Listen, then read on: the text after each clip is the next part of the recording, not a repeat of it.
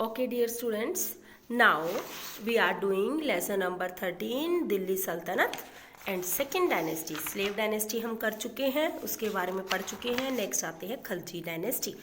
1290 to 1320 century तक खलजी जो थी डायनेस्टी थी, उनका राज रहा दिल्ली के ऊपर. सबसे पहले जो राजा थे वो थे जलालुद्दीन खलजी. 1290 से 1296 सेंचुरी तक, 1290 टू 96 सेंचुरी तक उन्होंने राज किया. He captured the throne at the age of 70 by murdering the last 2 successors of Balban.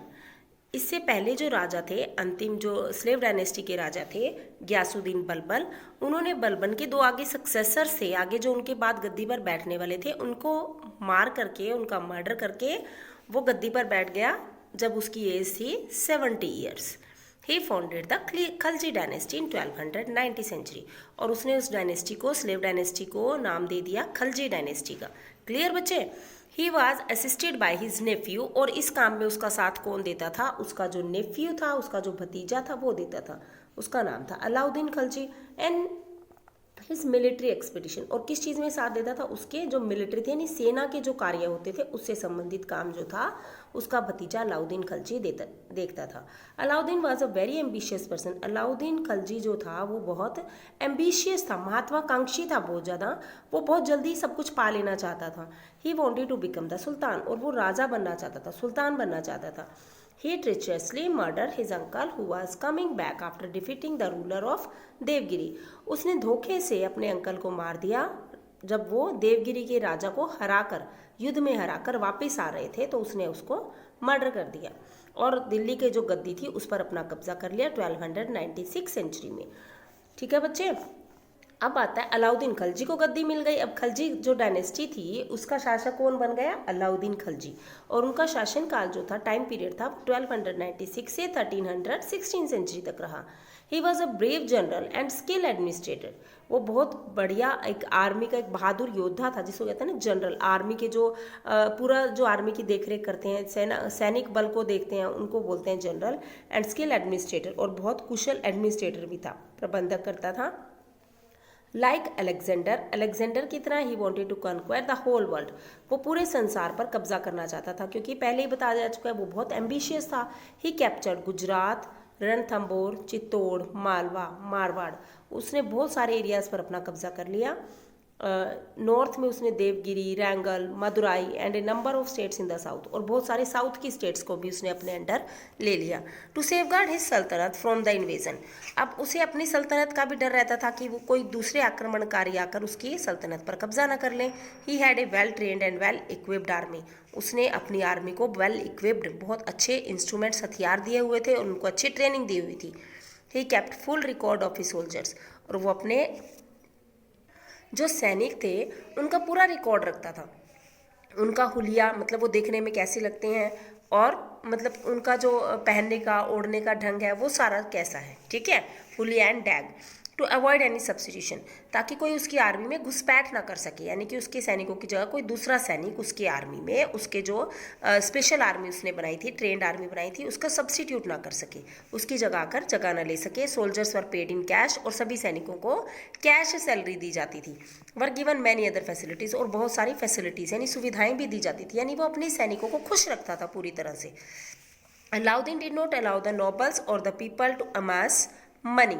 Alauddin जो था वो किसी भी नोबल को या किसी भी दूसरे व्यक्तियों को जो है था पैसा नहीं देता था, कैश नहीं देता था. So he tax them heavily. इसीलिए वो उन पर हैवी टैक्स लगाता था. He banned the sale and consumption of wine. उसने पूरी तरह से शराब के उपभोग पर और बिक्री पर पाबंदी लगा दी थी, यानी शराब की बिक्री और उसको पीना उसने पूरी तरह से बंद कर दिया था. He organised an effective and efficient system to control revolt against him. वो पूरी तरह से, अगर उसके खिलाफ कोई क्रांति होती थी, रिवोल्ट मतलब अगर कोई उसके खिलाफ आवाज़ उठाता था, क्रांति करता था, तो वो पूरी तरह से इफेक्टिवली और बड़ी कुशलता से, प्रभावशीलता से और कुशलता से उसको कंट्रोल कर लेता था. He was the first Muslim ruler. वो पहला मुसलमान ऐसा शासक था who did not tolerate the interference of religious leaders like ulemas and mullahs in his administration. पहला ऐसा मुस्लिम राजा था जो बर्दाश्त नहीं करता था किसी भी तरह के इंटरफेरेंस ऑफ रिलीजियस लीडर्स, यानी जो उसके धार्मिक नेता थे, लीडर्स धर्मगुरु उन्होंने बनाया हुआ था, उनका किसी तरह का इंटरफेरेंस वो बर्दाश्त नहीं करता था। कौन से उसके धर्मगुरु थे जो पहले दरबार में थे? उलेमास और mullahs. Alauddin is famous for his economic reforms. Alauddin अपने आर्थिक सुधारों के लिए उसने बहुत सारे इकोनॉमिक रिफॉर्म्स किए बेटा, जो आज तक चलते आ रहे हैं, ठीक है। उसमें बहुत सारे सुधार किए। He fixed the maximum retail price of the goods of daily use. उसने जो लोग थे, जो उसके दरबार के, जो राज्य के अंदर लोग थे, आम लोग थे, उन लोगों की जो वस्तुएं जो वो खरीदते थे, डेली की यूज़ की जो चीज़ें होती थी, उनके प्राइस फिक्स कर दिए थे ताकि उनके साथ कोई धोखा ना कर सके। He also introduced grain storage and rationing system. Ration card आप सभी यूज़ करते हो, राशन कार्ड पे आपको बहुत सारा किराने का सामान मिलता है। तो आप देखो वो किसने शुरू किया था? वो अलाउद्दीन खलजी का शुरू किया हुआ था। अनाज को स्टोर करके रखना, जैसे आप गेहूं को, चावल को स्टोर करके रखते हो, तो वो भी उसी ने स्टार्ट किया था। There were different market places for different commodities. अलग अलग वस्तुओं के अलग अलग बाजार उसने बनाए। Severe punishment was given to those who weighted less और cheated the buyers in any way. वो उनके लिए बहुत सारी पनिशमेंट होती थी जो लोग आम लोगों को चीट करते थे, यानी या तो वेट, जैसे होता है ना आजकल हम कम तोल देते हैं, चीज़ों को कम तोलते थे, या फिर किसी चीज़ को, किसी भी बायर को यानी खरीदार को के साथ धोखा करते थे, उसके लिए बहुत सारी पनिशमेंट उसने रखी हुई थी। Market controller was appointed for strict supervision over the traders. व्यापारियों को कंट्रोल करने के लिए, उनकी देखरेख करने के लिए, उनको सुपरवाइज करने के लिए उसने मार्केट कंट्रोलर्स बिठाए हुए थे, अपॉइंट किए हुए थे। He also reformed the revenue system, यानी जो रेवेन्यू सिस्टम था, आय सिस्टम था, उसने उसको भी सुधार कर दिया, उसमें भी रिफॉर्म किए। Land revenue was fixed according to the size of land holding. जो लैंड रेवेन्यू था यानी भूमि कर जो देना पड़ता था किसानों को, वो भी उसने क्या कर दिया था?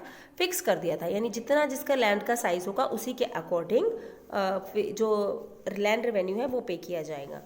ही the state's share was fixed at 50% of the total produce. और उसने एक शर्त ये रखी हुई थी कि उसका जो दरबार में टैक्स दिया जाता था बच्चे, तो वो कितना होता था? 50% होता था, जितनी उस किसान के खेत में फसल होती थी, यानी क्रॉप्स ग्रोन होती थी, जितनी एग्रीकल्चर फसल, जैसे होता है गेहूं की फसल, चावल, जवार, बाजरा, जो भी उसके खेत में होता था, उसका 50% जो होता था वो राजा के दरबार में यानी अलाउद्दीन खिलजी के कोर्ट में जमा कराना पड़ता था, खजाने में देना पड़ता था, ठीक है।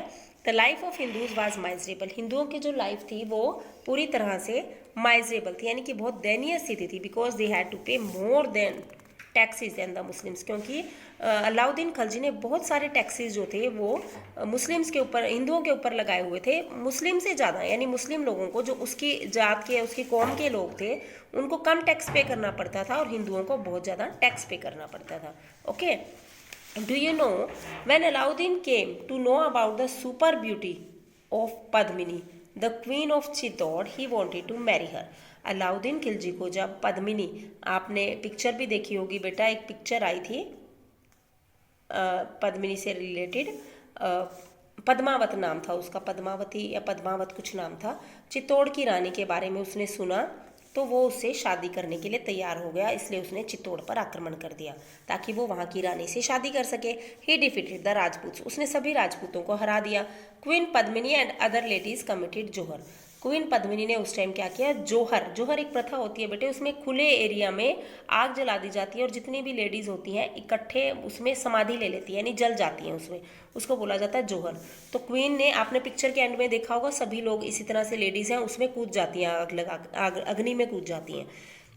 The story of Padmini the queen of Rana Ratan Singh of Mewar was widely described by Malik Muhammad Das Jayasi in his epic Padmavat. एक महाकाव्य लिखा हुआ है पद्मावत, जो कि इसके ऊपर बेस्ड है बेटा, सारा राणा रतन सिंह पद्मिनी की स्टोरी के ऊपर बेस्ड है। क्लियर बच्चे? नेक्स्ट हम पढ़ते हैं। आफ्टर रूलिंग ऑफ 20 ईयर्स, 20 साल तक राज करने के बाद अलाउद्दीन डाइड इन 1316, 1316 ईस्वी में उसकी मृत्यु हो गई। His successors could survive only up to 1320 century. जो उसके सक्सेसर्स थे, यानी उसके बाद जो गद्दी पर बैठे उसके बेटे थे, वो 1320 सेंचुरी तक ही गद्दी को संभाल पाए। The last ruler of Khalji dynasty was Khusro, और जो खलजी डायनेस्टी का अंतिम शासक था, राजा था, वो खुसरो था उसका नाम। He was defeated and murdered by Ghazi Malik. उसको किसने मार दिया था? गाजी मलिक ने उसको मार दिया था। And who took the name of Ghiyasuddin Tughlaq and become the sultan of 1320। और उसके बाद तुगलक डायनेस्टी का आविष्कार हुआ। तुगलक डायनेस्टी जो है वो सामने आई और तुगलक जो गयासुद्दीन तुगलक था वो उस 1320 सेंचुरी में खलजी डायनेस्टी पर कब्जा करके उसने उसको तुगलक डायनेस्टी में चेंज कर दिया। क्लियर बच्चे? अब आप यहाँ देख सकते हो एम्पायर ऑफ अलाउद्दीन खलजी। ये पूरा जो एरिया है बेटा ऑरेंज कलर का है, ये पूरा एरिया देखो इंडिया का मोस्टली पार्ट इसमें आ जाता है, इंडिया पाकिस्तान का। ये देखो ये कौन से खलजी डायनेस्टी थी, यानी खलजी ने इतना बड़ा राज्य जो था वो अपने अंडर किया हुआ था। ठीक है बच्चे? ओके बेटा, टेक केयर, गुड बाय।